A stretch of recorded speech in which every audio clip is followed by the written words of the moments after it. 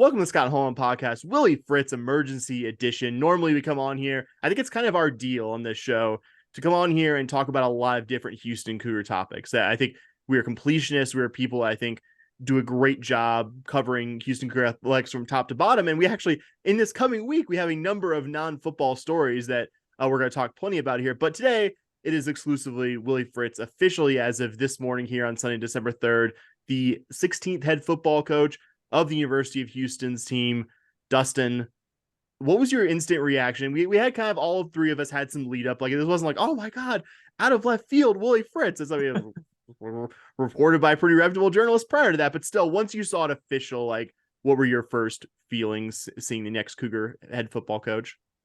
I mean, it was just kind of surreal, right? Most fans who at the end of the season are a little bit annoyed with their head football coach and kind of wish their school would move on. Don't both get to see that coach shown the door, and then B get their like number one choice hired immediately, summarily by the school after that. So I remember kind of having these dueling feelings of like, like that's awesome that we got the guy that we wanted. I'm really excited about that. And on the other hand, you go, okay, he's got a big job in front of him, right? There's a lot in his plate right now in terms of everything that this guy needs to do in the next couple days, couple weeks, couple months, just to get this program kind of righted and heading in the right direction for the 2024 season. So I think it took very little time for me to kind of come like back to earth and go, okay, yeah, this guy's a program builder. It might take him a few years to build this program because of where we're at and everything like that. But yeah, man, it's every coaching hire is a bit of a roll of the dice, but I think this is about as high probability a roll of the dice as you can have. So very excited to see how everything plays out. Bobby, you were a Willie Fritz guy when we were doing that premium podcast before we even like believed it was highly possible Dan was fired. So we'll let you bask in the glow of that for at least a few more moments here. How are you feeling about Willie Fritz? Couldn't be more excited, Sam. Just couldn't be more excited that the guy I wanted is here. I think I said it on Twitter, X, whatever. I think Twitter. I said it there that I haven't been this excited in a singular Cougar moment.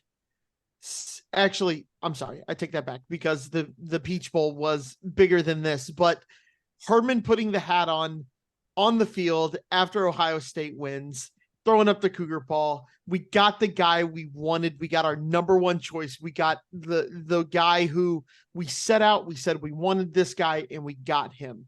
And so that doesn't happen for us very often, right? Like, I mean, let's be honest. I think Major was a guy who it was a guy like that is definitely yeah. It was a guy, correct. It was trying to be a continuation of the Herman years. You kind of did that, but I don't think any of us were super duper excited about it.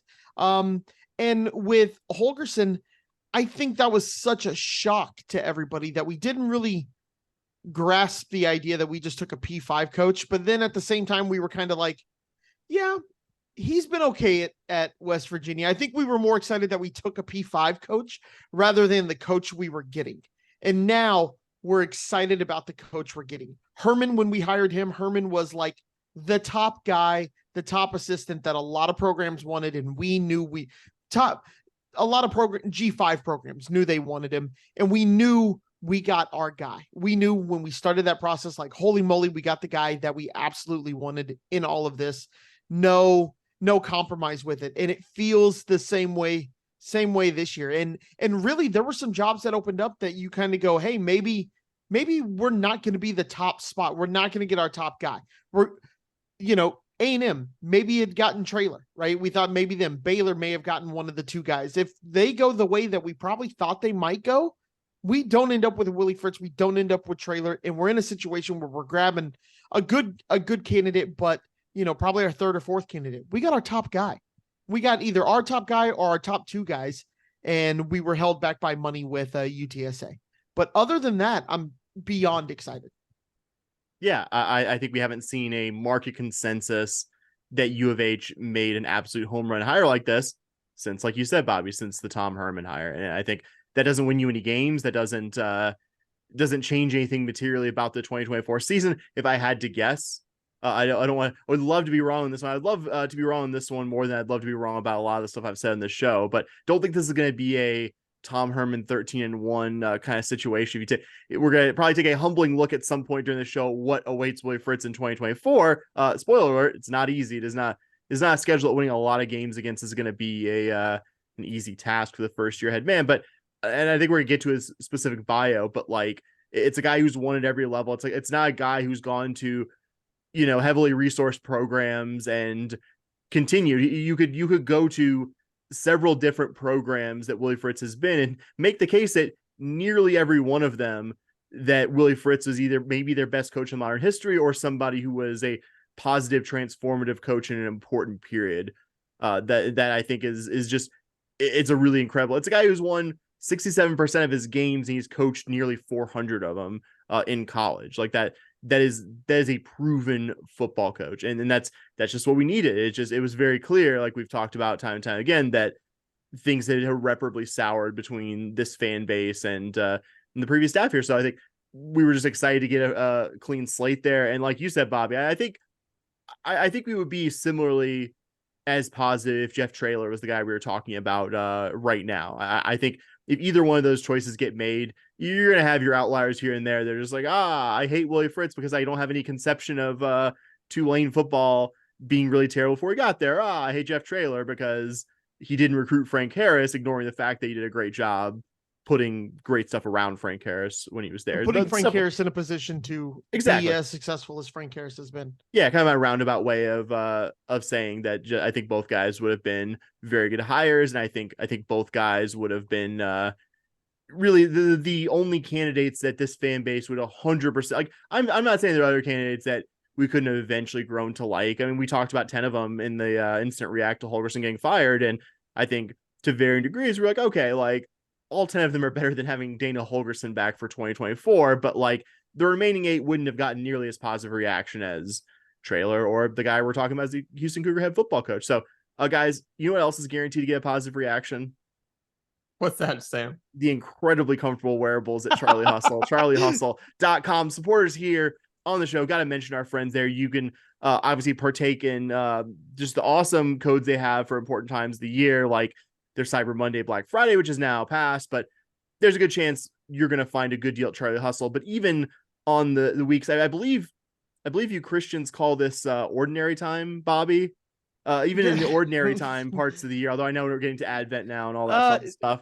Today is the first Sunday of Advent, so so we have reached that. So I learned something today.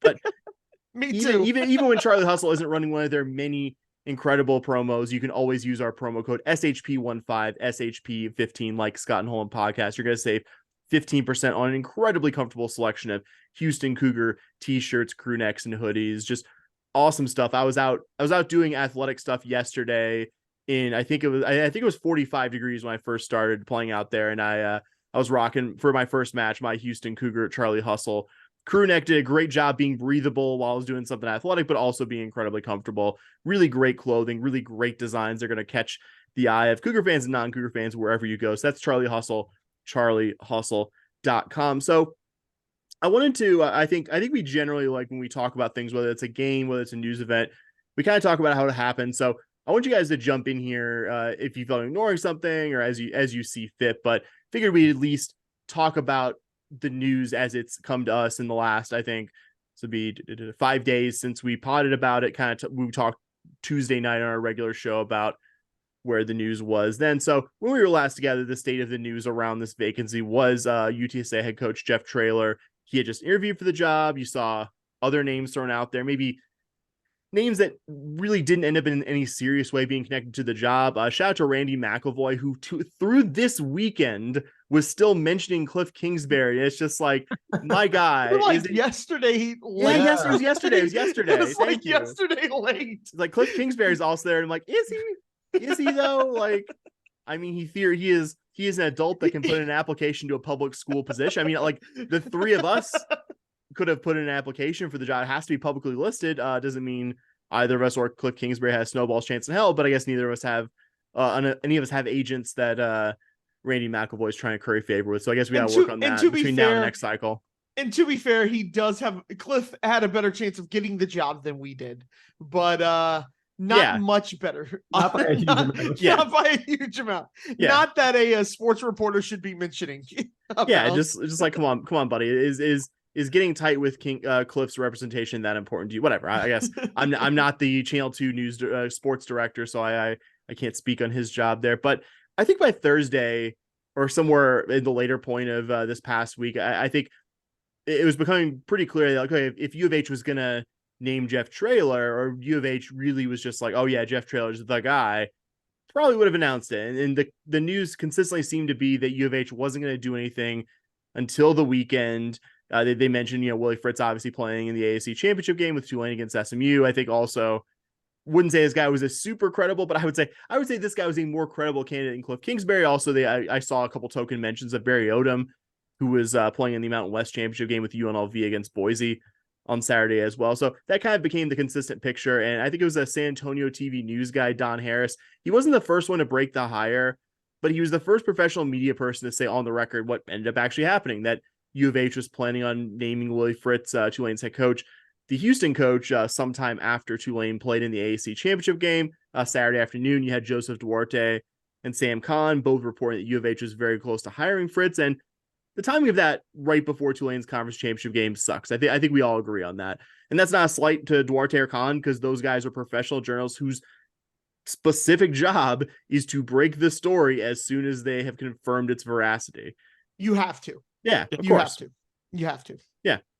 But we've been on the other side of that generally. And I think I would feel worse if Tulane hadn't won a conference title last year, hadn't gone to the Cotton Bowl and won a very memorable game last year. And I'm not saying the Sumlin to A&M stuff, just to use, I think, a decent parallel on our end. I'm not saying that wouldn't have hurt regardless of context. But if 2011 was U of H coming off I guess would have been the time BCS bowl win and a conference title and this big memorable season, and 2011 was the second year in a row of that, I don't know, man. I think that probably hurts a bit less than what it was, which was this felt like a really memorable small window of greatness kind of season that, and in a wet fart against Southern Miss. But and just an aside, got to shout out one of my friends, Mike Brown, who at that game shaved BCS into the side of his head, and then we lost. So we also blame him in addition to Kevin Sumlin. Didn't Mike get into the Chronicle? I don't know if he got on the front page. Oh, he was on the Chronicle. He was on the Chronicle. He was on the front page of Yahoo Sport. Yahoo like the front page,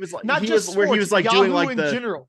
Yahoo front page was him with BCS shaved into the side of his head. Just like in like full, like not surrender, but just like that when you're like on the front row and you're just leaning over and just like pain. Which was an understandable reaction to that football game that we all three watched and have all three tried to forget probably for the last 12-ish years. Sorry, I just had to. Gotta. It wouldn't have been as heartbreaking had Mike not shaved BCS into his head and Sumlin left. It would have been better if we had done it the year before. You're right. Yeah.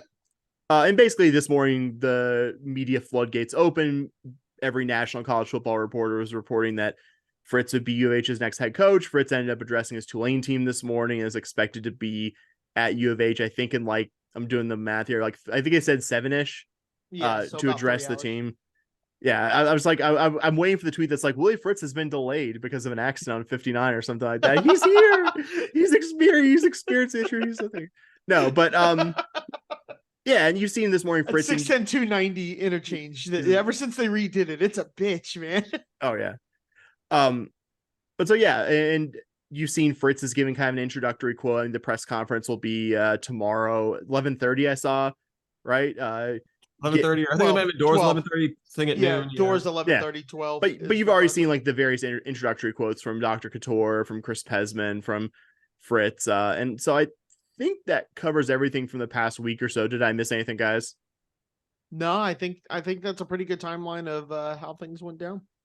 So I wanted to start the discussion here. What excites each of you most about the Willie Fritz hire? And I'll start with you, Bobby. Just that the guy just builds programs. Teams that he goes to, they hadn't seen much success before him. And then when he comes, he wins. And then when he leaves, the program still win. Like, the guy doesn't just build winners with other guys' players or his guys, and then he leaves and everyone leaves with him and all that kind of stuff. Like, he builds winning programs that just continue to win even after he leaves. And one of the big concerns with Willie Fritz is his age. That's a big thing a lot of people were knocking him on, is how old Willie Fritz is.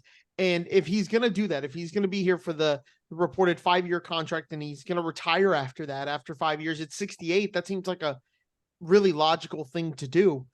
I have confidence that what he is going to do is bring us winners, and then he's going to put the program in a better situation than it was when he got here. I hate to bring this guy up a ton, but it felt like Herman did that too. Now, it didn't end up that way, right? But the program was in a better shape post Herman than it was before Herman got here. And I'm excited that Fritz does that kind of work everywhere he goes. I mean, Central Missouri, where he was, they have had 5 playoff appearances in their entire, since they've been around. They've had 5 playoff appearances at the Division II level. He's got one of them. And then the year after he left, they made another appearance. He's got almost half their appearances. Like, that's pretty good. Sam Houston, before Willie Fritz, they had 3 playoff appearances. He had 3 in 4 years while he was there.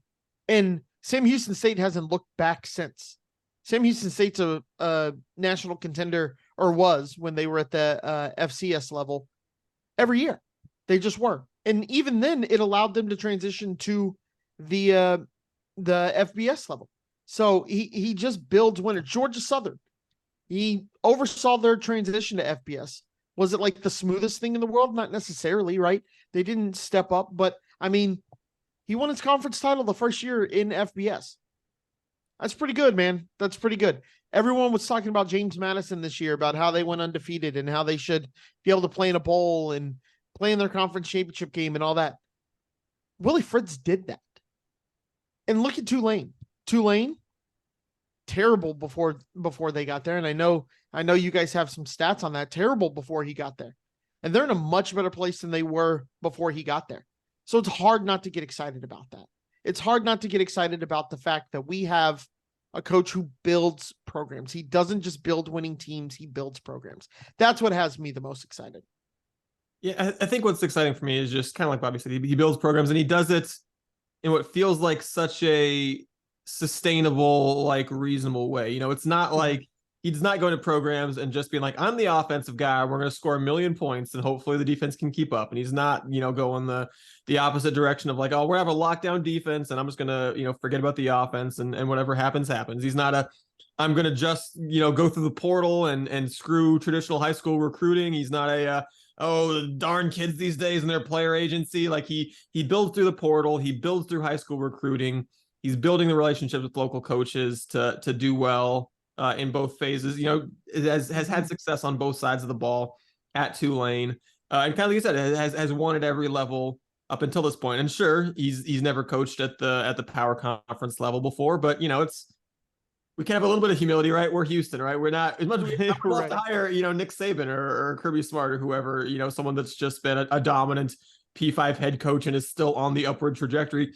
Those guys aren't applying to Houston. Like that's, we could either get a guy like a Gary Patterson or Barry Odom, whose last P5 stop was not so great, or we can try to latch onto someone who's still on an upward trajectory. And looking at the last 2 years that Tulane has had, it sure seems like Willie Fritz, despite being, we talk so much about Dana Holgorsen, and he's old, he's been around for a while, the game seems to have passed him by. Willie Fritz is older than Dana Holgorsen, but he very much seems like that is not happening. He is a guy who still seems like he is coaching his best football. He's someone who has, brought in young assistants to be his coordinators that have kind of kept him young and kept him open to new ideas. And I don't mean that just to be a jab at our former coach who very much didn't do that, but it kind of is, right? That's, you don't want to date a guy. You don't want to hire a coach or just because he's the opposite of your ex. You don't want to just date someone because they're the opposite of your ex. But, if your ex had a really toxic trait, like, that they just refuse to be open to new ideas, then yeah, you actually do want to go find someone that does the opposite of that. So, you guys kind of alluded to it, where the last 2 hires Houston made, Major Applewhite and Dana Holgorsen. I'm not saying that they were hires that no one was excited about. I'm not saying that they were hires that even the two or three of us were like, I can see the pathway to this being a successful hire. But they were both hires that you kind of had to talk yourself into. Like, oh, hey, we hired the coordinator who was coordinating by a significant margin the worst of our two game. That's okay. That's an interesting hire. We'll see if it works out. I can kind of talk myself into it, but I don't know. He's got good relationships with high school coaches. Yeah, bingo. That was the big one. Yep. High school coaches all want to send their players to him. Ha ha ha. And then what happened? Yeah, right. Joey McGuire's like, I'll definitely do that. I'm definitely not a week away from accepting a job on the Baylor staff, which he did after that stupid ass letter. Sorry. And then Dana Holgorsen, same thing. I think it was exciting. It was exciting to poach a sitting P5 head coach. But I think even at the time, I remember us being like, okay, that's cool. But they were probably a year away from firing him, right? And that's not to say that he did a terrible job there. Just that that they have different expectations than the results that he was delivering. I'm sure there's some Dana apologists out there that would say the same thing happened at Houston. But either way, and again, not that 100%. If you just were in love with Traylor, you can find reasons to pick nits with Willie Fritz. If you were in love with Fritz, you can probably find reasons to pick nits with Jeff Traylor. But I think broadly speaking, either of those guys would have been, and Willie Fritz is a hire that requires very little convincing of the fan base to get on board. Mm-hmm. In a way that the last two just did not. And just like you guys said, really hasn't been the case since we brought Tom Herman on board, who I guess we're allowed to say his name again, but I thought it was like Voldemort where you weren't supposed to, but no, I guess it's okay. But no, I think it's been seven years. I think we can do it. Guy. I think I'm the new guy. If I broke a rule, that's on me, guys. That's on me. No, it's all good. But I think that's it. It's just seeing the way that he's built programs in a way that feels like it can translate, and B, just the idea of this fan base having someone to rally around, of being able to go into year 2 of the Big 12 without the like, yeah, we're in the Big 12, but because right. I mean, it kind of was going in there. We're like, yeah, we're in the Big 12, but I don't think anyone really believes that this is the guy that's gonna lead us to Big 12 success. Again, I think Willie Fritz has got a lot on his plate to have to deal with, and it's a tall order, and I think we need to have realistic expectations in year 1 and 2 or whatever, things like that. But it's like I said, it's a hire that everyone should be really excited about, and it's gonna be good to have everyone pulling in the same direction in the school and this fan base again in a way that just didn't feel like it was the case previously. Yeah, not surprisingly, Dustin and I have kind of a similar thing. I was gonna give my answer here, real quick, but I agree with everything you said, Bobby. I like that this guy is a winner, but he's somebody whose teams have won games a lot of different ways. He's not an option guy. He's not a defense guy. He's not an air raid guy. He's pragmatic, which I would say is an unbelievable strength. Like, you can't just say, unless you're like Nick Saban or Kirby Smart and you're in an incredibly resourced program, like, you can't say, well, and even Nick Saban like has opened his teams up offensively a lot, like the last 10 years. So even those guys are iterating, but you can't be someone like Dana who's just like, well, this is my way of winning, and we're going to take half the season with Tank Dell and Clayton Tune to figure out that maybe we should throw the ball more than we run it. Again, that's going to just stick in my craw till my dying day. I feel like, but I'll give you the best example. I mean, you kind of dived into Fritz's biography a bit, Bobby, but just point out, 2009, he was the head coach of Central Missouri. They went 8-3 that year, finished tied for second in their conference, a pretty good Division II conference, and their offense averaged a hair under 260 passing yards per game. At least for that era, that was like a pretty good, healthy average passing total. I know as U of H fans, it's kind of skewed because we just saw some absolutely absurd passing offenses before. Everyone's like, hey, the air raid's kind of cool. I think we were, as often has been the case in this program, U of H was kind of ahead of the curve offensively, but very much and that was our old coach. Yeah, I know. Believe me, has mentioned it a time or two on here that it's just like, over the past 5 years, it was just like, I can't believe this man was responsible for 2 of the best most fun U of H offenses that the three of us ever laid our eyes on.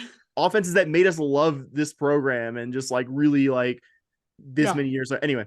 Sorry to rehash that, but I just wanted to point out the beautiful irony of what was happening there. I don't know if beautiful is the word I'd use for it, but it is certainly irony. But so he goes from that, he takes the head coaching job at Sam Houston. They switched to kind of a run first offense. By his second season there, they're 14-1 and averaging 256 rushing yards per game. That's like 2 very different ways to win football games. Like, his Tulane teams went from being fairly run first when he first got there to the last 4 years of Michael Pratt, allowing Michael Pratt, a very good, talented signal caller, to show off his passing ability too. So I think that's an incredible strength, that he's not going to come here and have like a really strong preconceived notion of, we absolutely have to square peg into a round hole here. He's going to, I'm confident that him and his staff are going to look at this team, and not saying they're going to win 12 to 13 games next year, but they're going to put a scheme around the guys that are on this roster that makes sense. Whether there's the talent there to do more than win 4 or 5 games, very much still to be answered there. But I think it's not going to be a situation like the last staff where we kept just being like, okay, but why are they doing this? Like, I realize these guys are professional football coaches who know more X's and O's and even the soft football stuff than the three of us do by a wide margin. But why do we continually do just dumb shit that doesn't result in points? And I feel like we're going to be doing less of that with this staff, and I'm very excited about it. Yeah, at the I read a super interesting article that I sent you, Sam. Sorry, Yep. Dustin. And it goes into Willie Fritz's like method of winning, and how he has all these different things that he talks about and all this stuff. And he's got a list of 39 coaching principles that he shared with the like American Coaches It's a Federation. football scoop piece, right? Yeah. And number 8, for a prime example for you guys, is do not be afraid of learning new things. And that it's going to be beautiful, hopefully, that he is willing to listen. And look at his coordinators from where he's been. He's never shown that he's scared of being challenged on something and learning new stuff and seeing what works and working on that kind of stuff. So it's that's really my big takeaway from that article was he has his core beliefs. It's what most coaches do, right? Take care of the football, control the running game. I love that he says great special forces, not special teams. Yeah. So, and then he has eliminate pre-snap and post-play penalties, which is something we didn't do a very good job of before, right? And he calls that the wave don't beat the wave. So it's probably going to be Cougs don't beat Cougs or something like that, where those are things that you can help, right? You get called for a holding, it happens, right? You get called for pass interference, it happens, wave don't beat the wave, and then win the fourth quarter. I mean, those are his 5 things, his plans to win. Hard not to get excited about those. Those are 5 things that a lot of coaches preach, but then he backs it up with these 39 coaching principles. And look, I'm not going to go through all of them, but there's a lot of good stuff in that list, including what you said, Dustin. Don't be afraid to learn new things. This is I was Dustin, you go. I was gonna say, I think one of the things that's so exciting to me is just, I'd like to think that as much as we continually acknowledge that, these people know more about football than us, when you look at like I think we do a decent job of, on social media or otherwise, just kind of paying attention to what a lot of the smart people that are paying attention to college football have to think and have to say. And it's hard to find one of those people that's not a Willie Fritz fan. It seems like a lot of the people that you just like, that guy seems to have his pulse on what's going on. That guy seems like he kind of knows the lay of the land. They all like this hire. They're all like, oh yeah, that's about as good of a hire as Houston could have made. And then, I kind of was texting you guys about it. I think I actually tweeted it, but just, you look at all the, I don't know how much this matters. It wins us no games. It gains us no yards. But the fact that the fans of every other Big 12 school besides Houston seem to be like, crap, like that's a good hire for Houston. Like I don't hate it, and that's, again, does that help, genuinely help us at all? No, but I think there is something to the wisdom of crowds. There's popular hires that don't play out. There's unpopular hires that do pan out. But we've kind of seen this where, with like coordinator hires, we keep joking, there's coordinator hires where you hire this guy and his old fan base is like, okay, yeah, sure, go ahead. And there's coordinator hires where the other fan base is like, no, yeah, that's a good hire. And it kind of does feel like there's something to that. So the fact that this was a guy that Tulane was willing to pay this guy $4.5 million a year. The Tulane University athletic department was somehow going to find $4.5 million per year. And it increased assistant pool, I believe. Yeah. Yeah. To offer this guy to stay. Like, that's how bad Tulane wanted him. Plenty of other schools either, wanted him or at least wanted him to not be in their conference. So they didn't have to face him on a regular basis. this is a guy that just, it seems like the college football establishment knows that this is a smart hire. And, again, you got to wait until it plays out, and you never know how things are going to go. But I don't know, just the fact that you have a hard time finding people that don't think this is a good hire just makes you go, okay, it's not just the three of us looking at his resume and getting excited. This is just the people that are in the know, the people that know more than us seem like they also are seeing the same things we are. Yeah, I mean, I'm not going to go the rest of the Big 12 and be like, you had your one chance to beat us. We're now going to be a championship team the next 4 years. I think there's a big gulf between what U of H has now and what it needs to be a Big 12 championship team. But I have a hard time seeing Willie Fritz not at least turning this into a pain in the butt to play middle of the Big 12 team. Yep. Is that where we want to be destination wise? Not like every single year. I think we'd like to have at least like a cycle of every 4 or 5 years. This team is in serious contention and is decent in the remaining years. But just have a hard time not seeing Willie Fritz do that. And just, again, this league got the one season of this program being just an utter train wreck. And I don't think it's going to be, I think Fritz has some work to do here. We got to see what kind of roster he'll have. A lot of unknowns right now here, less than 5 hours after the hire became official and public. But I think it's just hard not to see this program being a program that has its stuff a lot more together than it was under Dana previously, and probably the staff before that as well. I was going to go through the bio real quick, guys. I know we've kind of touched on it some, and I think we've hit like the higher points in previous episodes when we've kind of brought up Willie Fritz as a candidate or potential future guy. But you guys good if I go through a quick Willie Fritz bio for everyone? Feel free to jump in if you have like oh yeah, like I saw this too, and I have this insight. Feel free to cut me off at any point here. So, quick bio of Willie Fritz, son of a Midwest small college head coach and administrator, the late Harry Fritz. I thought it was kind of cool. He actually ended up coaching at the same school where his dad had his like 1 year total as a head football coach, Central Missouri. Previously played D2 ball at Pittsburgh State and Kansas. Once his career ended, coached in a variety of smaller college defensive assistant jobs. His final assistant job was actually 2 seasons as Sam Houston special teams coordinator and DB's coach. That helped him get the job at Blinn before the 1993 season at junior college level. Stepped into a program that had won 5 games in the prior 3 seasons before he got there. In 4 seasons there, won 39 games, including 2 national titles in his final 2 years there. Helmed this team's by quarterback Michael Bishop, who ended up being a late 90s era star for K-State. In 13 seasons at Central Missouri, his next job at the Division II level, starting in 97, he had 11 winning seasons. Led the program to its first postseason game of any kind in 30 years in 2001. 32 years, excuse me. 2002 took the program to its first ever Division II playoff berth. He would leave after the 2009 season, but like you mentioned, Bobby, his fingerprints very much on a 2010 playoff team that was coached by his OC, or his previous OC, Jim Swoboda. Took over at Sam Houston in 2010. After 2 previous assistant stints there in Huntsville, had a modest first year, but then in his second and third seasons, the Bearcats went 25-5 and went to the FCS national title game both seasons, where they lost both seasons to Juggernaut North Dakota State. I watched a fair amount of those playoff runs on like ESPNU in 2011 and 2012. Just an incredibly fun, beautiful run first spread offense to watch.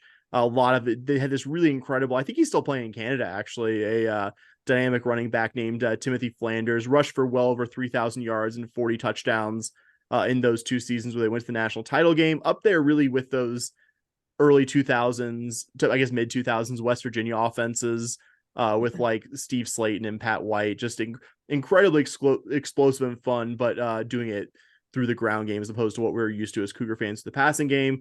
Made the playoffs his last season there and finished number 14 in the FCS, top 25, but exited in the second round of the playoffs that year. He takes the job at Georgia Southern, who themselves were a kind of a late 20th century, early 21st century FCS power. They were, when he got there, in the process of transitioning up to Division I FBS, the highest level of college football. And again, program with a ton of FCS history, and they weren't doing badly when Fritz got there. I mean, their coach got hired away by Army and has been fairly successful there, Jeff Monken, but they were a 7-4 FCS team the year before he got there. So it wasn't necessarily a team that was like ticketed to go to the next level and immediately be successful. And no biggie, he just goes 8-0 against Sunbelt opponents that year. Had 2 really close losses in non-conference play to Georgia Tech and NC State.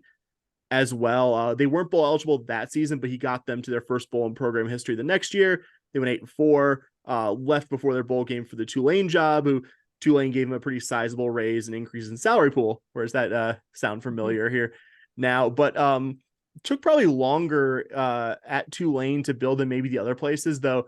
It was kind of a trip back down memory lane because it's weird, Dustin. We've been doing this podcast long enough that I'm just like, oh yeah, I remember us facing that team since we started doing the show. Oh, yeah, I was like, I remember that nightmarish 2017 U of H game in New Orleans against Willie Fritz's second year there. I think that was one of their, not that U of H was any great shakes in 2017, but that was one of their first like, okay, wow, like they actually beat one of the bigger names in conference. Maybe this guy is serious. And they actually should have been bowling that second year. You might remember this one, Dustin. Jonathan Banks, their quarterback. I remember watching this game. Hashtag Banks was in. Banks was in. I was actually house sitting for my parents back in Houston. It was actually after I'd moved, just after, but I was house sitting for them. And I was watching that final week's games, and Tulane SMU was close. I'm like, I'm on Tulane SMU, and like very clearly got in for the touchdown. But the call on the field was that he was out, but before the end zone, the review some fucking how said, yeah, no, he was out, which again, anyone with two eyes could have seen this guy like got the touchdown. That would have been Tulane bowling in Fritz's second year. So I say it was a slower build there, but like it didn't take that guy that long to get them a level of decent that we really just hadn't seen previously from that program in many years of them being a conference opponent. From 2018 to 2020, he took Tulane to 3 straight bowl games. I believe first in program history, right? They'd only ever gone to back prior to that. And only back-to-back once, back in the 79 and 80. Yeah, and during that same period, that was the last time, 79 to 81, that Tulane had 3 straight non-losing seasons, which, again, I'm not trying to take pot shots at Tulane football on a day where Tulane football lost their most transformative head coach in the last, 40 years, but Tulane football was very bad before Willie Fritz got there more years than that.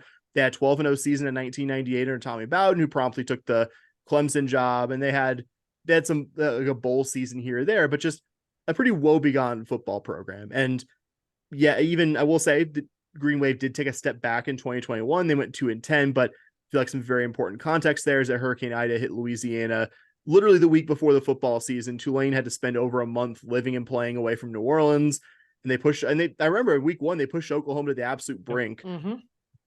I don't think that season is illustrative of anything other than just how much it sucks to live through the after effects of a hurricane, and just how thin the margins could be, or delicate the margins could be at a job like Tulane, where just it's not as much of a given that you consistently win. And just incredible bounce back season in 22. Multi-year starting quarterback Michael Pratt, who had been good even when the Wave struggled the prior 2 seasons, really took a step up. I think they did a better job putting. I think supporting cast around him developed a bit more. Tyjae Spears, their running back, ended up becoming just one of the better players we've seen in the AAC in recent memory. They had kind of a team of destiny vibe. I remember after they, again, not to bring up more bad Cougar football memories, but I remember after they beat us with their 3rd string quarterback in overtime, I was just like, I wasn't like at that point, like, oh, I'm predicting Tulane's going to go to the Cotton Bowl and beat USC, but it was just kind of like, this doesn't feel like the game that Tulane used to win. To beat us without Michael Pratt, and to find a way to win these kinds of tough close games. I think Dana Holgorsen and his staff showed that at times they were very capable of doing that, and that team certainly did that a fair amount last season. They went to Manhattan, Kansas, and beat the eventual Big 12 champions K-State. Only lost once in conference. It's like a 1 touchdown one to UCF, who they ended up beating by 3 scores in the American Championship game. Really cathartic moment for that program, hosting the conference championship game and beating one of the departing teams there. And obviously a really incredible multi-score late comeback to beat USC and Caleb Williams in the Cotton Bowl as well.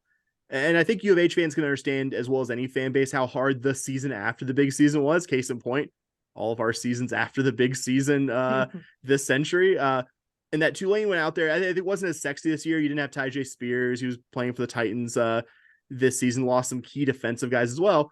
Went 11-1 in the regular season, and that only one loss was playing Ole Miss with their backup quarterback because Michael Pratt was out hurt. I think even though Tulane didn't get and they lost their DC Chris Hampton as well, who took a job on the Oregon staff. I think it would have been very easy for Tulane, with a target on their back this past season, to have dropped a couple of those close games. It was just clearly a very mentally tough team And again, I think I wouldn't say luck, but I think it kind of ran out against an SMU team that is a lot more resourced and talented than them, even without their starting quarterback. So that's the Willie Fritz bio right there. Did I miss any important nuggets that you guys may have had? No, I think you pretty much got it. It's kind of funny. I hadn't really thought about this or made this comparison in my mind, but it kind of came out as I was listening to you describe Willie Fritz's bio. Is he kind of feels like we're hiring David Rare, like not when we hired David Rare, but like the Blinn Jr. Yeah. Right. Like the Blinn Junior College thing actually got me thinking that, and we also, they both coached at Blinn. They both kind of were just moving up a level, just winning everywhere they went. And you look at Fritz's, run of success at Tulane, taking over a program like Rare did with our volleyball program that really never had any kind of level of success, was coming off just a bunch of bad years in a row. And put in the work for the first few years to kind of build that program up to respectability.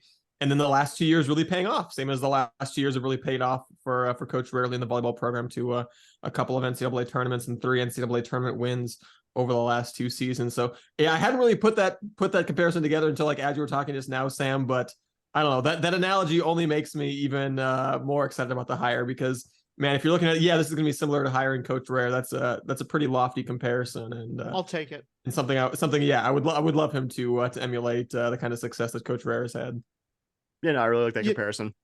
Yeah, no, it's a great comparison, and just a fun little. I don't know how fun this is, but looking back, it's kind of fun. I didn't put 2 and 2 together till somebody, I can't remember who on Twitter did it. So if it was you, I apologize for not shouting you out, but thank you for this. The fake spike or the fake kneel that Jesus Tulane Christ. Did against us, 2019. That was Willie Fritz, and that's what led to all the red shirting and all the disaster of what eventually became the Dana Holgorsen era. And Fritz did it to us, and it just is like, oh, okay, cool. I think I saw some, like, he's been looking at this job a long time. He was playing the long game. He was just like, okay, I went to a bowl last year. I think I need a couple more seasons. I'm gonna play the long game. I'm gonna permanently nerf this fan base's belief in this coach in the first season. Very good. And then what I'm going to do is I'm going to have my backup quarterback get injured on the first drive, and then I'm going to crush their hopes and dreams with a third string quarterback. That's what I'm going to do. And then the next year I'll get the job. I'm going to make my opposing head coach so mad that he may or may not have screamed obscenities at fans booing him at the club level. There's no may or may not have. I saw the video. I know.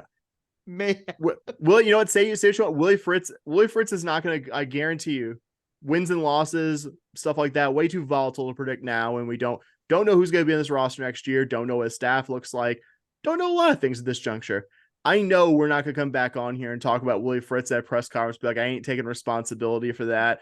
Or just being like, I can't coach this shit. Yeah. I'm not as much as I may or may not put that at the end of our show here. As much as we have all gotten collectively quick aside, I'm not gonna I laughed for like a solid 2 minutes when I finally, because my dumb self deleted that outro in a, I don't know why, to make space. 5-second audio thing is on our Dropbox. I don't know, but I'm the only one that ever deletes stuff, so it had to have been me. So I was like, oh my god, this intro is lost to history. But then I remembered we used it in the UConn game, and I went and listened to the end of the episode where you and I recapped the UConn game, Dustin, and my part. And I'm just like, I'm just pumping my fists yes when I hearing it in my headphones. I'm like, it's not lost to time. We truly found it. So, very, very satisfying moment there. I hold many things against Dana Holgorsen. We'll hold them against him for a long time. I will not hold against him on a hot mic, and that just absolutely atrocious football game against UConn in 2019, cursing at that football product, because I think I was at home in San Marcos cursing at that football product at the TV. I think at his son, wasn't he? It was a Logan Holgorsen multiple yards beyond the line of scrimmage penalty. Yeah. And that was actually the only game that's ever been won by a quarterback. And I'm using in the loosest sense of the word, recruited, as in came into the program from high school under Dana Holgorsen. I believe that was the only one, unless Logan won another game in 2019 that I've memory hold. So God, I'm so glad it's over, boys. At least some of it was funny. But yeah, you're not gonna see Willie Fritz out there screaming at the club level if if I don't know if the Donovan Smith offense next year isn't to everyone's liking. Like, you're going to see this man comport himself as more of a head coach and representative of the university better than Dana ever did. That's the thing I feel most confident about. Does that win football games? Does him comporting himself well make me really excited? No, it's all the other stuff. It's the winning, it's the history and what have you. But I think that's a definite positive for this program moving forward. So I guess I got to talk about, I mean, we don't know that much right now. We have no idea. It's Sunday. It's 4:19 y'all's time. We don't know who's going in the portal. The portal officially opens tomorrow, but you'd assume he's bringing over some Tulane assistants here. You assume he's not going to go full scratch new staff here, but exactly who, we're not sure. Iman Nagavi coached under him actually last year at Tulane, has a multi-year deal here. He seems like a good candidate to stay on, not just because of the multi-year deal, but because he oversaw a very, very successful Tulane running game his final season there. And as we've seen with some assistants that have left here, you know, like Brandon Jones didn't forget how to coach the offensive line. He coached the offensive line for Missouri's probably best team since they've gotten into the SEC this year. Like we've seen a lot of times where it's like, maybe Dana Holgorsen was the problem here. Like maybe it wasn't just like, oh, this guy, you know, I'm not willing to fully like retcon my thoughts on Shannon Dawson because I think he has several schools worth of data that this guy isn't anything other than at best an average coordinator and oftentimes worse than that. But I'd be okay with keeping Nagavi around. I think a lot of Cougar fans, I think all three of us included, would be happy to see Brian Early still kept around. He's done a very good job developing defensive linemen here. Somebody who's connected in a way with the fan base that no other person involved in a staff position of the Dana Holgorsen era has. Unless I'm forgetting somebody here, I really don't think anyone's had that kind of bond with the fan base. I think he'd be a popular guy to have back. And I'm mentioning him, even though I think he's a good assistant. I think he'll land somewhere on his feet. But I think Da'Keel Shorts was the other assistant that was on a multi-year deal, and I think he's done a good job recruiting and developing at the receivers position. But I would also say he's someone very much tied to Holgorsen. He played for Holgorsen at West Virginia, was an assistant, was a staffer at West Virginia and Houston, and then got elevated to an on-field position here. So somebody very tied to the previous staff who I feel like would be a lot less likely to stick around for largely be a new staff here. So I guess I'll pass this off to you guys by saying, I mean, if you have specific names, like go ahead, absolutely. But like, what are you generally looking for in Fritz's U of H staff coming up? Yeah, I think the biggest thing for me, I mean, I'd love, kind of like you, I'd love to see him keep Nagavi, which makes sense because, like I said, he's I believe Joseph Duarte was reporting, or like you said, Sam, the only assistant coaches whose deals extended past this year were Nagavi and Shorts, which is kind of funny with the Nagavi's being one of them. It's like I don't know if we can talk Willie Fritz into giving Iman Nagavi an interview to stay on with the as the offensive line coach. Oh, we might actually be able to do that given that they were working together a year ago. And kind of like you, I'd love to see Early back, but you know, it's obviously the multi-million-dollar question is going to be like, who are the coordinators going forward? And that's, you know, I think Willie Fritz is someone who has made a lot of his success by bringing in intelligent coordinators and learning from them and working together. So that's going to be a huge part of his success here is who he's able to attract. So, you know, there's a lot of things, a lot of like I alluded to, a lot of tasks that Willie Fritz has in front of him in terms of recruiting Houston's own players back to stay with the program, because I believe as of, again, 4/23 on December 3rd, the only U of H players that have entered the portal are defensive back Moses Alexander, wide receiver Dalton Carnes, and walk-on quarterback Jet Huff. So again, it's anytime you have a program that's not real successful, you kind of you want to make guys fight for spots, right? But there are definitely talented players on this roster with eligibility back. Even the most cynical Cougar football fan, I think, acknowledges that there's plenty of guys that you would love to see stick around and try to fight for a spot and work with the new coaching staff. So definitely intrigued to see what he's able to do in terms of getting guys back, what he's able to do in terms of proactively bringing new players in through the portal. But you know, huge part of it, like you said, it's the coaching composition too. So again, I'm not sure.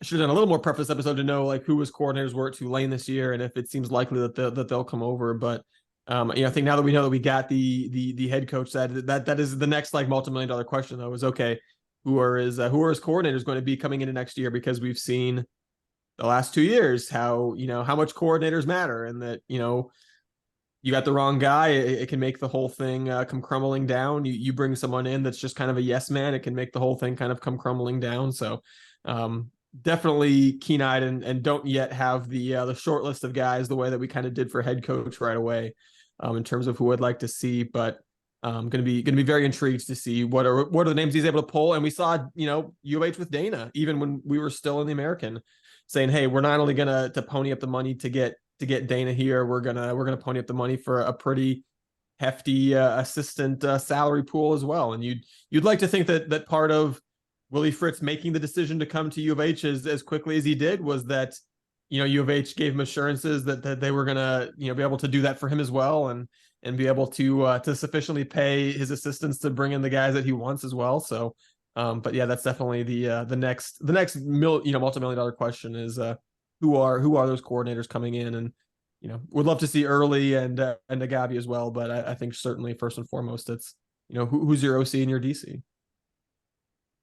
Yeah, I'm not going to sit here on this podcast and act like I'm some guru who knows everything about G5 coordinators that are performing at a high level. I'm not going to be that guy. Like Dustin said, it is the $1 million question of who do we bring in, and then from there I can kind of go, oh, okay, here's this name that I know, and let's go look at the stats following him. But he's got to get this done pretty quick, man. He's got to I would imagine if you are in the situation he's in, wanting to hold off until after your team plays in the conference game, wanting to do all that, you have made some calls, right? You've at least sent an email to a couple of coordinators that you want to come with you, whether that's your guys at Tulane, whether it's somebody you worked with at Georgia Southern or something like that. Like you have a pretty good idea of guys that you want to bring in, and you've probably already had those discussions. Like you said, Dustin, portal opens tomorrow. You got to start figuring this stuff out. We've talked long and hard about how our recruiting class is very thin this year, only 8 recruits, not ranked very high. You're going to have to get the help in the transfer portal. And like we said, it opens tomorrow. You got to get on them. You got to get on it early. You got to start talking to guys as soon as possible. And so I think that's the $1 million question is, who are these coordinators? You've already thought about him. There's no way he's not on the plane right now, flying to Houston, just sitting there going, oh man, this is really cool. I'm just hanging out. Like, I firmly believe that he is making phone calls, sending emails, sending texts going, hey, you ready to come to Houston? The discussions have already, I believe discussions have already happened. And like you said, Dustin, he's done a really good job of having coordinators leave, and he still seems to be successful in picking out guys. So I have a lot of confidence that he's going to do a good job with that. I'll just mention a few names, either Tulane or recently Tulane guys. One of them I think for sure, Bobby. We actually talked about this guy in passing on our premium show. Slade Nagel, their offensive coordinator, has been on Willie Fritz's staff since he got there and has been their play caller the last 2 seasons. Two very good and very pragmatic offenses with Michael Pratt there. I think could see him come along, but I believe he is Tulane's interim head coach, so I don't know, that might hold things up. Who knows there? Chris Hampton was the defensive coordinator last season as a co-DC at Oregon. I'm curious, with a bigger possible salary to give and the chance to be like, okay, shared duties under a defensive head coach in Dan Lanning versus like, hey, you can come here and this is your defense. Like you can have that, you can run your own Power 5 defense. Yeah. And just guy with a really good rep as a recruiter at Tulane as well. Chris Hampton, and their current defensive coordinator, Shyle Wood, I'd be very excited about as well. They gave up less than 19 points a game this year. Tulane did. He was also Troy's defensive coordinator when they were very, very good in the 2022 season. Oversaw some really good defenses at Army and other Group of 5 and FCS teams as well. Like, fits very much the profile of like guy who's coordinated good defenses wherever he's gone. I think not unlike Todd Orlando when he came in here, because it was like, okay, I didn't watch any of the Utah State 2014 defense when Todd Orlando got here, but I did a good scan of the guy's resume. And it's like, damn, everywhere this guy goes, like, he produces good defenses at places that aren't like necessarily like, okay, well, that program's always going to be at a talent advantage their opponents. Like it would very much has that kind of resume as well. So no inside info there, but Slade Nagel, Chris Hampton, and Shell Wood are just some early names I'm keeping an eye on for the coordinator spots here, and would be surprised if he doesn't at least bring a few on-field assistants. And you know how it is now, like the off-field staff is just magnitudes larger than it ever has been. So I'm sure there'll be off-field staff, recruiting, and what have you, people coming from Tulane, strength and conditioning as well. I'm sure we'll see a fair amount of off-field staff as well. But yeah, no, exciting to talk about, guys. So much more exciting to talk about than what has been most of the last 5 years of Houston Cougar football. I think we all appreciate that, but I hope today, like, everyone just appreciates what a better place Houston Cougar football almost certainly will be than if we had given Dana Holgorsen another year. And, you know, I'm not saying we couldn't have made a good hire after 2024, but it's just, again, I'm just glad the administration ripped the Band-Aid off, and, you know, we're going into a new era of Cougar football, an era where I feel like everyone's kind of back on the same page again. Yeah, and I think once you get the coaching thing figured out, there is a lot of personnel decisions that then become real key as well. Because I'm talking about the portal opens up, that means both players both ways. That's another area where you might see, you know, like it's kind of a dirty business, but you might see players coming over from Tulane as well. Certainly, all the U of H players are going to have to decide if they fit well in the new system or not. You know, I think the most obvious choice is you know, right away is Donovan Smith your choice for 2024 quarterback? I think that's a decision that Willie Fritz is going to have to come in and make real quickly. I think certainly there's plenty of positions that we kind of know have to be shored up. Offensive line to be one of those, you know, defense broadly, kind of probably every position on the defense you're hoping to bring in guys from the portal as well. So portal season going to get real interesting real quick. And I mean, obviously that's obviously very much tied to who you bring in as your assistants as well, because that, you know, there's the whole recruiting piece there. So yeah, I don't know. The next month or so is going to be really, really interesting in terms of finding out, you know, what kind of assistance is Willie Fritz able to bring over, and B, what kind of transfers is he able to bring over, and you know, furthermore, C, is he entirely given up on the class of 2024 high school recruiting, or is he already have some guys in mind, maybe some guys that he's kind of been recruiting, but, you know, are a little unsure of going to go play in the American, and all of a sudden you get to call those recruits and be like, hey, you know, you want to come play? Did you believe in me as a coach, but you didn't want to go play at the non-power conference level? Good news, I'm in the Big 12 now. So, you know, is he able to kind of salvage something out of this 2024 high school recruiting class as well? Obviously, that's one area that's not going to make an immediate impact in the 2024 season, most likely. It's hard to imagine him really going out and getting too many guys that are going to be instant impact freshmen that are coming in right away. But I mean, hey, this is the guy who was a JUCO coach for a long time. I'm sure he's not going to be afraid to go the JUCO route. He's shown can probably do that more here than Tulane also. Yeah. Mm-hmm. Yeah. He's shown at Tulane that he was unafraid to go the transfer route as well. So yeah, just real intrigued. And it goes again, we keep talking about it, but you go all of a sudden from this off season of like, this is gonna be a long off season, just waiting for another like disappointing football season, and just 11 months of running out the clock on Dana Holgorsen, honestly. Exactly, as opposed to now where all of a sudden it's like, okay, yeah, it's he's got a lot of questions to answer, he's got a lot of shoes to fill, or, you know, holes to fill, whatever the case may be. But it's going to be a lot more entertaining off season than we were dialed in for. And you know, that's you know, you can't ask. You talk about this a lot. You can't ask every program to be where men's basketball is right now, right? You got to, for each program we're fans of at U of H, you got to kind of define success a little bit differently depending on the history of that program, the last couple of years of that program, where you're at, and all you want to see is figure out, you know, what's a step forward for this program, what's a step in the right direction, and again, you thought we were going into an off season where it's going to be very much just like best case scenarios, kind of spinning your wheels and ending up back where we were, to all of a sudden, okay, it's you know, like I said, not to keep making the rare comparison, but we just saw this graduating class with all these, you know, impactful seniors who have spent the last 5 years laying the foundation. Right now, Willie Fritz has got to go out and figure out who are the guys that are going to help me lay that foundation, because 2024, hopefully not going to be Willie Fritz's most successful season at U of H. You know, if it is, that's either he's going to be the national coach of the year next year, or that means that he's flamed out and not done that good of a job. So just excited to, you know, see who he's bringing in that's going to help, like I said, build the foundation of success that we want to see this program have, that Willie Fritz and everyone thinks that he can have here. He's got to find the quarterback equivalent of Abby Jackson. Right. No pressure.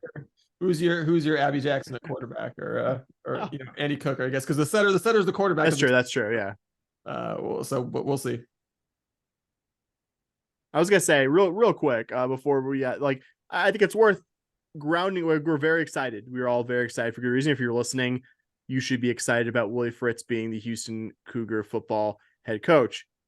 The reality of next year's football schedule is going to be difficult. Like UNLV looked like a pretty easy one. Team that just won 9 games. Like, yes, were there some they beat 9 not very good teams, but like we could be not very good team next year. So that's especially week 1 of Willie Fritz. Like that's a rough one. Even though I'm sure UNLV, I'm sure Brennan Marion, they're not going to get a season 2 of him just because of how in demand his services are. Then at OU after that.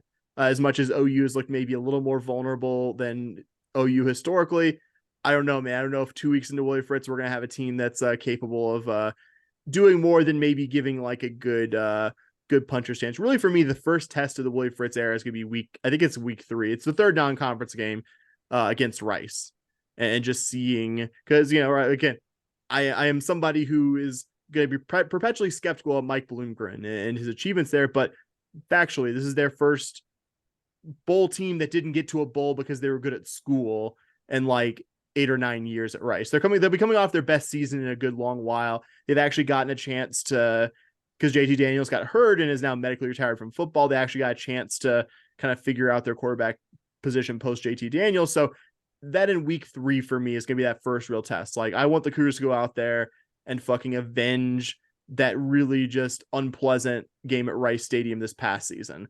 I don't think that's asking too much of Willie Fritz. Not that I'm going to jump off the Willie Fritz. Like, God forbid, I don't even want to speak into existence a second straight Bayou bucket loss. I'm not going to jump off Willie Fritz there, but I think that's your first chance to be like, okay, at home, take care of business against a team that you really, even this year with all of the Cougars' flaws, should have taken care of business against.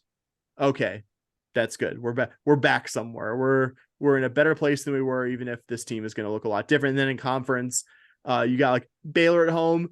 Pretty winnable. None of the other conference home games feel especially winnable. Iowa State, as good as they look this year. Not that that's a team that's going to like run 40 or 50 points on us, but that looks like a lot more competent team than us this year. K-State, going to be really tough. Utah, going to be really tough. And you get 5 road games: Arizona, BYU, Cincy, Kansas, and TCU. And Cincy and BYU maybe weren't the best this year, but again, neither were we, so don't feel especially confident about those either. So, yeah, I would say be excited about the Willie Fritz hire, but remember that this is going to be a tough 2024 season ahead of us. Yeah, be excited about the Willie Fritz hire because he's a program builder, and we've got a program in need of building. So exactly. You got to be a little bit realistic about where you are and what year 1 is going to look like. And I think we talked about this. I think, was it right when Dana got fired? We said whoever comes in, you got to give them a year 0. And I think you kind of do. I think I would love to see Willie Fritz have some level of success right away. I'd love to think that he could maybe even get us to a bowl game right away, which I think would be a fantastic accomplishment. But I think you do got to give him probably until maybe the 2025 season before you really start judging him on the wins and the losses. Yeah, I think you can be excited, but also kind of tamp down those expectations. Honestly, if we said a lot of the problems we had this year is we weren't competitive, we may go 4-8 again next year, but I feel like there's a chance we're going to look better. Right. And we even said like the Holgorsen thing, if he went 4-8, but he looked competitive in games, we would be okay with it. I think next year we may go 4-8. So don't jump off the bandwagon if the Cougs are 2-6 at some point or something like that. Like, remember, this guy builds programs and it may take him a year or 2, but you're going to see more competitive football. You're going to see better football, worse than just watching bad football. And that's what we've been watching the last couple of years. And I feel like we're going to compete in some games that we probably shouldn't compete in. We're going to take teams down to the wire, and our wins aren't going to require a Hail Mary and an overtime quarterback keeper to win in the Big 12. I think we may, Baylor, some of the teams that moved with us, we're going to be more competitive against those guys. It's a good place to end it. All right, perfectly. Well, on their way out, well, as always, encourage you, if you enjoy Scott One podcast on a regular basis, you feel like you can afford $5 a month, patreon.com/SH podcast. You can sign up to throw a few bucks our way, get access to some bonus content, and get the good karma of supporting your favorite Cougar podcasters. I would also love you to, if you enjoy the podcast, and you can't afford $5 a month, go whatever app you're listening to this on, give us a 5-star rating. That'll certainly help us get the word out there as well. We would love for you to get in contact with us. You can email us shpodcast@gmail.com. You can tweet at us at shpodcast, or you can follow us on Blue Sky at podcast.bsky.social. So that's it for us. If you made it all the way to the end, Merry Fritzmas to you. And as always, Go Cougs.